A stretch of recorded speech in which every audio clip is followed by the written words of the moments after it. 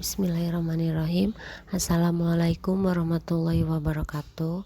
Perkenalkan, nama saya Kiki Bayinatul Holapia. Di sini saya akan mengajar mata pelajaran bahasa Indonesia. Nah, bab pertama yang akan kita bahas yaitu teks prosedur.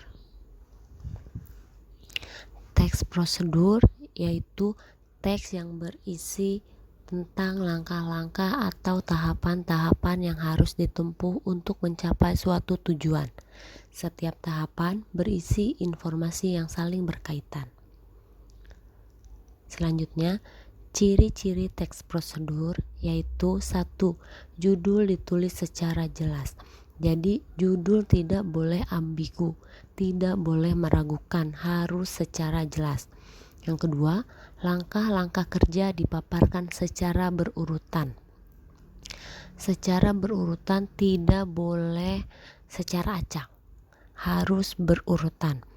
Yang ketiga, langkah kerja harus saling koheren. Jadi langkah kerja harus saling berkaitan satu sama lain.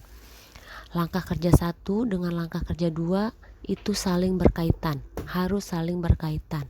Dan selanjutnya seperti itu. Yang keempat yaitu teks bersifat informatif.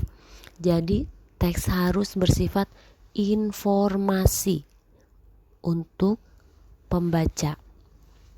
Yang kelima, teks dipaparkan secara terperinci.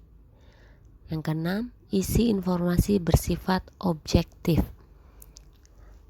Selanjutnya yang ketujuh, informasi yang disampaikan bersifat universal.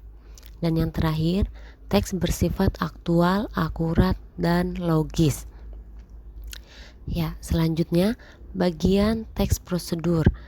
Bagian teks prosedur itu ada 3. Yang pertama, pernyataan umum. Yang kedua, pernyataan uraian. Yang ketiga, yaitu penutup. Yang pertama, pernyataan umum yaitu bagian awal dari teks prosedur. Biasanya di sini berisi tentang tujuan dibuatnya teks prosedur atau pengertian sesuatu yang akan dibuat. Ya. Yang kedua yaitu pernyataan uraian.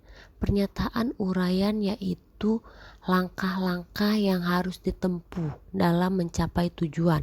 Jadi di dalam pernyataan uraian itu berisi langkah-langkah.